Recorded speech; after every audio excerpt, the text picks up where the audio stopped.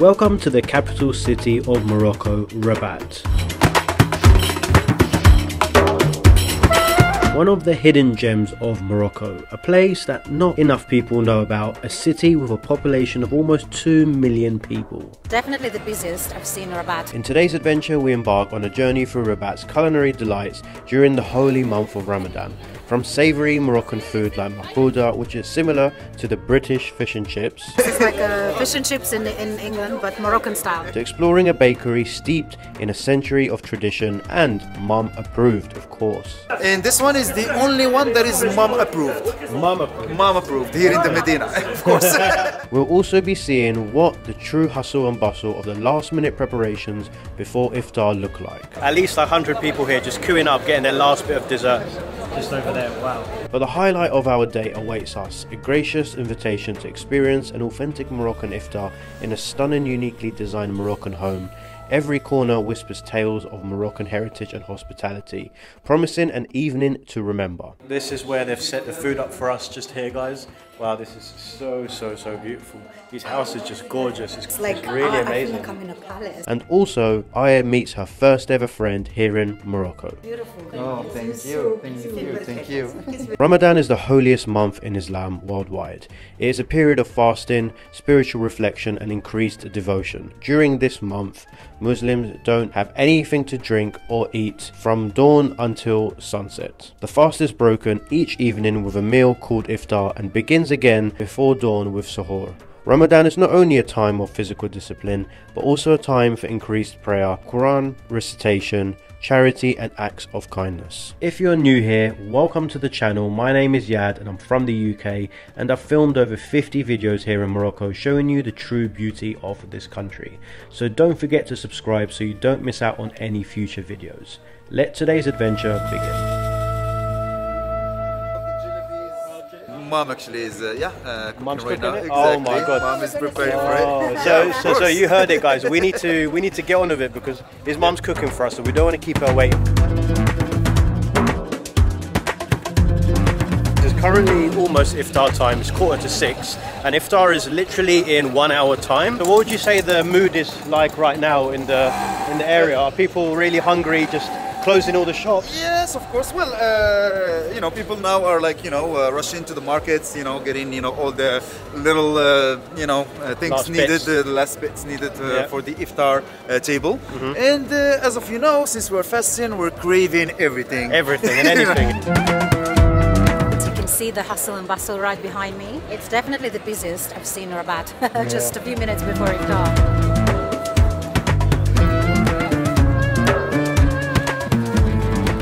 Seems like the first place we're stopping is this bread? Exactly. So this is like a typical bakery. Actually, had been here since 1974. We're gonna taste like a typical bread to the region of Rabat. It's called Raziza. You can see Ramadan specialities. You got some sweets yes, and everything. Exactly. Like that. Yeah. Those are like special to Ramadan.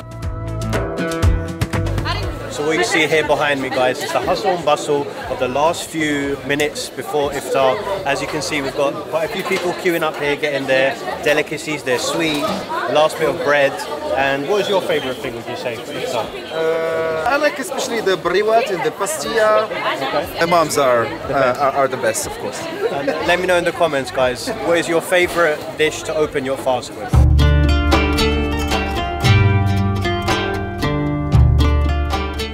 What's your thoughts of the hustle of this Ramadan rush? Oh, I love it.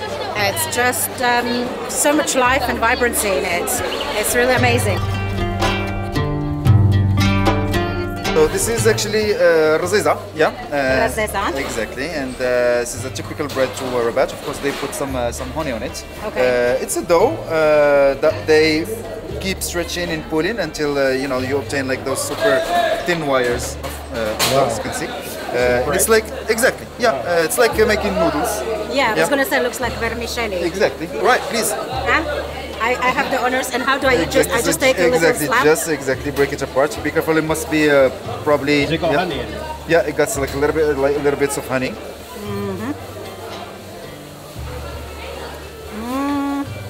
Wow. Careful, honey's gone in the tongue. That means it's good quality. Yeah. 10 out of 10. I love it. It's like having a, you know, the Turkish sweet, like that pastry. It's very similar. Yeah. You know? And it's like a bread. So actually, traditionally, this bread is served for the newly married couple on their first breakfast together. Okay. But of course, now you can find it everywhere. Wow, guys, look at this commotion out here for the last second bit of pastry. It is so busy. We've got like at least 100 people here just queuing up, getting their last bit of dessert. Just over there. Wow.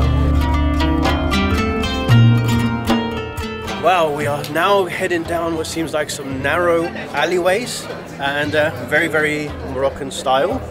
Wow, look at this. So Mohammed, where are we off to? So next stop actually will be some fresh fried sardines and ma'kouda. We are literally just getting lost here in the souks, and each corner that you come out of, you can smell all the delicious delights being cooked on the street. I think there's two types of people here in Morocco, ones that prefer to eat out here on the streets of Morocco, and one that prefer to eat at home with the family. So today we're giving you a bit of a taste of both. So of course during regular days, this stall actually will have these sardines and ma'kouda and some other stuff, and they make sandwiches. Okay. But of course during Ramadan it's only takeaway. Here we go. So we got the sardine here fried. Yeah. We'll give it a little dip. Yeah. That tastes very fresh, just like out of the sea. And this is the potato. Potato patty, or what we call ma'kouda. Ma'kouda. Okay, ma'kouda. The sardines 10 out of 10. Wow. This is insane. Yeah. But guys, this is my favorite. Ma'kouda. Ma'kouda, yeah. The potato inside. Yes. Battered in eggs and flour. Eggs and flour, okay. Yeah, and everything deep fried. Guys, this is Nothing incredible. Ma'kouda. Let me know in the comments if you're Moroccan. How often do you eat ma'kouda? I like the combination of both. I like the combination of both. Yeah, I think so. If it's fish and potato. Yeah, it's like fish and chips, but Moroccan way. Yes, that's it. That was a perfect explanation, guys. This is like fish and chips in England, but Moroccan style. Yeah. I'm doing it all together. That's how you're supposed to. You're doing it right. This is a potato. Yeah. Potato battered in eggs and flour, like that. 10 out of 10? Yeah. I've just never tried this kind of combination. It is quite nice. Yep. It is like a speciality of Ramadan. So guys, these shop here are the third generation of the families. They've been around for a while now, so they are specialists at what they do. And wow. So here it is, guys. It's basically a Moroccan styled cookie. Yeah. And if you just remind us, so it's honey. It is like a sort of dough, like a cookie dough that is deep fried and then dipped in honey. Wow. Yeah. So Moroccans like to deep fry things, yeah? Exactly. Yeah. Well, that's street food style. True. Like, exactly. Yeah. Gives it that nice flavor. Exactly. You know, it's still warm because they exactly. They just. It also looks very pretty, like a little rose. Yeah. It's really gooey, actually. Gooey and chewy. Yeah. Mango, sesame seed, and cinnamon. Yes, of course. Yeah. The dough actually has cinnamon, has Arabic gum, has a little bit of turmeric, Absolutely orange blossom. This is one of the famous bakeries. As you can see, they're closing. 1928, when this bakery started, it's almost 100 years old. And this one is the only one that is mom approved. Mom approved here in the Medina, of course. She will say that this is as close as hers. You know, desserts with the minty after the Good idea. Okay. Yep. What's been your favorite so far? I must say it's that sweet we just had. I don't particularly like these kind of sweets usually, but that was really, really delicious. Very fresh, full of flavors. Like, I'm just dreaming to have it tonight with lots of Moroccan tea. Yeah. Now we are heading over to Mohammed's house because his mom has cooked us up a storm. And look at that beautiful sunset behind us, guys. Yes, which means, ready for food. Yes, let's go.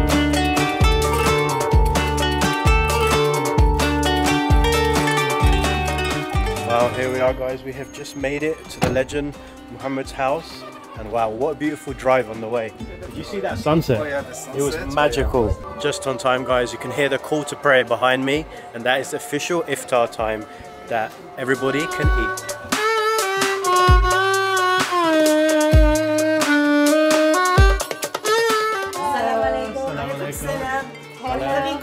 You are the mama. Welcome. Nice to meet you. Thank you. I see you, mommy. Mommy. Please welcome, guys. Thank you for having us. Thank you.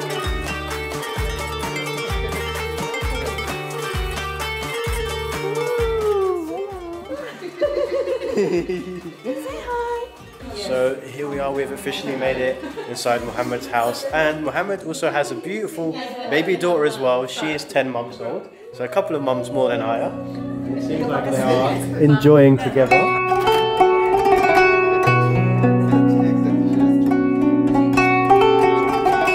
And this is where they've set the food up for us just here, guys. Wow, this is so beautiful. His house is just gorgeous. It's got this beautiful pink and white design. What a beautiful house, right? I know, it's like, really I amazing. feel like I'm in a palace. It's just beautiful. I love the Look pink at all and the white. tile work everywhere.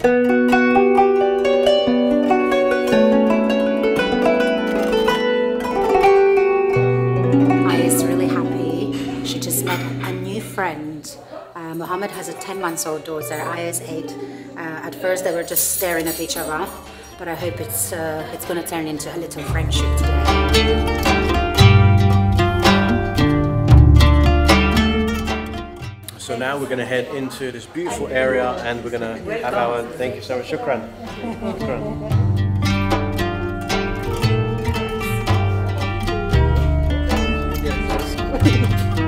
So we are now sat down, we are ready to, well, Mohammed is ready to break his fast. Yes, exactly. And his mum has got everything ready.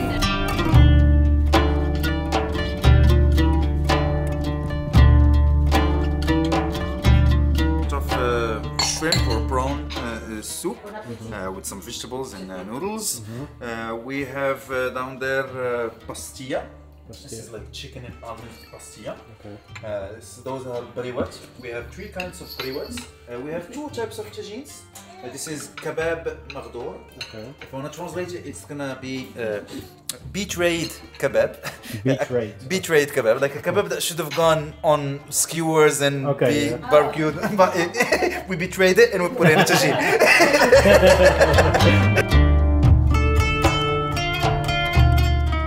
It's really lovely. And I've just had the, it's not a samosa, how do you call it? The briwat.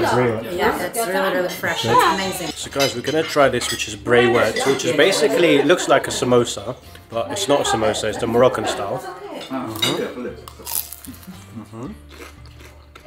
Wow, that is delicious.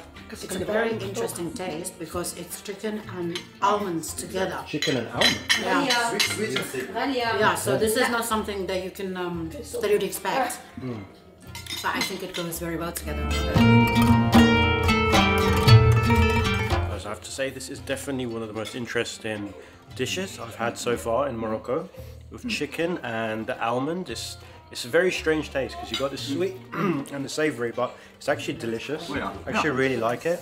The thing is, the pastilla originally is a big pie that we share in like very big celebrations or big like weddings or you know, big parties. So usually it's like a big pie for like 10 people to share. But of course now we made it individual as well. You can find it in this size as well. And this thing on the outside is It's the phyllo dough. the Phyllo dough or phyllo pastry. Yeah. The pastry, okay. So it's like a layer of chicken, like a savory layer, and then you have a layer of almonds, which is sweet, and everything wrapped in the phyllo.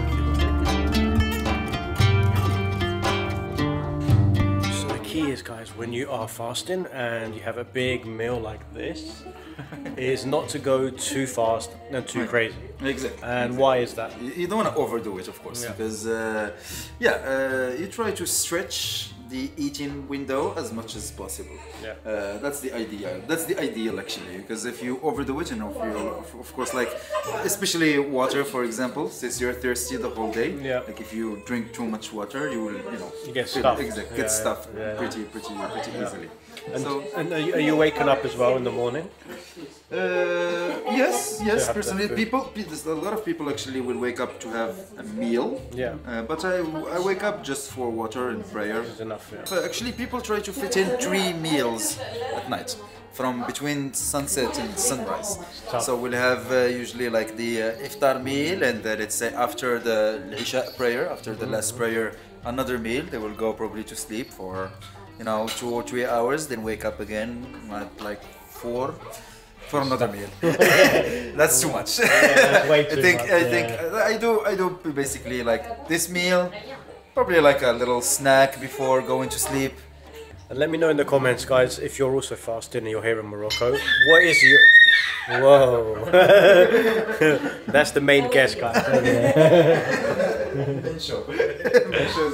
Yeah, on that note, guys, let me know in the comments how you do it here if you're from Morocco as well and you're fasting. So this is probably one of my favorite names for a dish, the betrayed kebab. This is what Muhammad calls it. The reason it's betrayed is because it's supposed to be cooked on a skewer, but they cooked it here in a tagine. Yeah, exactly. Betrayed. Yeah, please forgive me, betrayed kebab. Let's see how you taste. Delicious. Very soft, succulent, and exactly how meat typically tastes in a tagine, because it's slow cooked, right? Wow. And it's got the lemon zest flavor.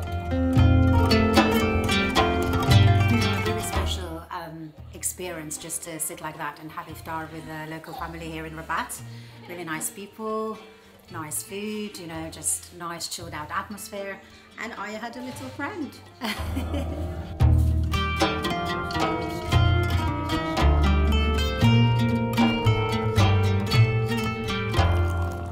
So guys, now it's time for the Moroccan tea, and there's no better way to do it than the way Mohammed is currently doing it, from pipes, the social Moroccan way. Yeah. And do you mind explaining to us why you do it so high?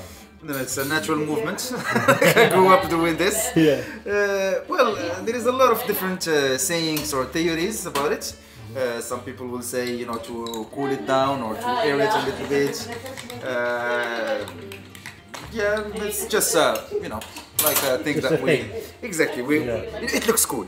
And we were also so much. told there's like a little saying around it, like the higher you pour, the more welcome you are, and the lower you. Is that the truth, or is just the myth? It is that also the more bubbles you get, the more lucky you are.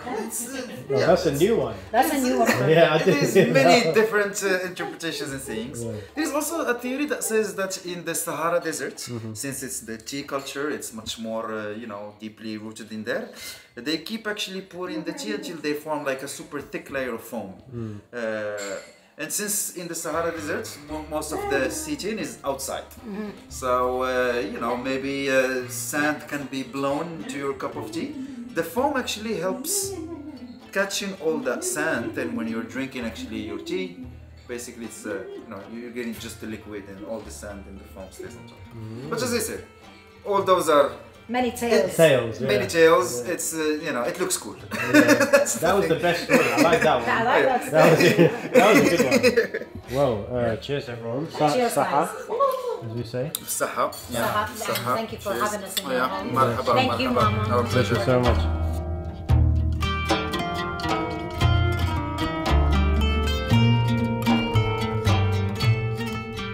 Of course, we have here the mom-approved desserts. Yeah. If you can please tell us, what is this one shape? Well, this one is like the most traditional shape. You have this one and this one. Those are like the most traditional shapes. This one is called corne de gazelle, or in Darija we call it kab ghazal. Oh yeah. Basically, everything here that you see is almond based. Okay. So you have like a paste of almond wrapped in this like thin dough. You have different flavors. This one will be flavored with the orange blossom water. This one will have it's roasted almond. Then you have some notes of cinnamon. So yeah. Well, I'm very keen on this one. So this is lemon orangey. Yes, yes, yes, exactly. So let's try this one, if I may. Okay, so we're gonna try the lemon orangey dessert. Wow, amazing. It's quite gooey inside. Literally incredible. And guys, that brings the end of this vlog, and we just want to say a huge thank you to Mohammed and his beautiful family for bringing us in his home and showing us how they do iftar here in Morocco. And shukran, marhaba, shukran. How do you say thank you so much? Shukran jazilan. Shukran jazilan. Jazilan, marhaba, marhaba. Our pleasure. Like anytime you're around, please knock on the door. You know, you know. Everybody's gonna knock on your door.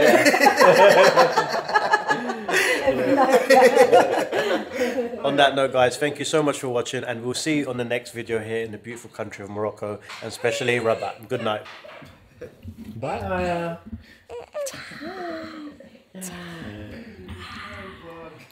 She's a